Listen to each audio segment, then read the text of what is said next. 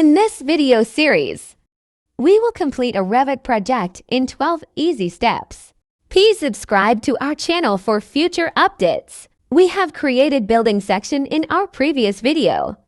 Now let's see how we can add dimensions in Revit. First of all, we will add room text here. Go to Architecture ribbon and click on the Room button.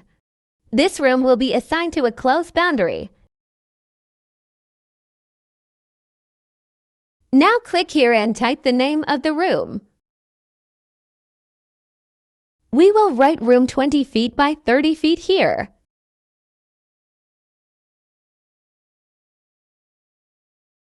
Now let's draw some dimensions here.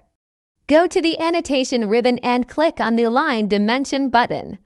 When we bring our cursor close to the wall, it will show its center line. Hit the Tab button to choose the edge line of the wall. When you have made your selection, now click on the outside of the building to finish the command. Now let's make some more dimensions. Choose as many edges as you want. Now our dimensions are visible here.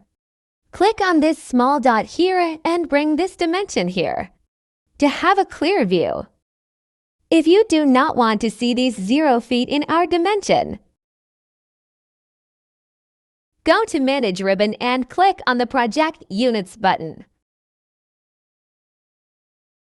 Now click on Length and check on the Suppress 0 feet option. Now our dimensions have been applied to the floor plan.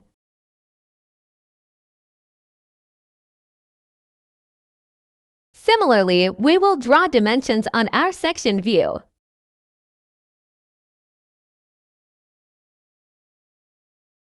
Select Level 1 and then Level 2 and then the top of our roof.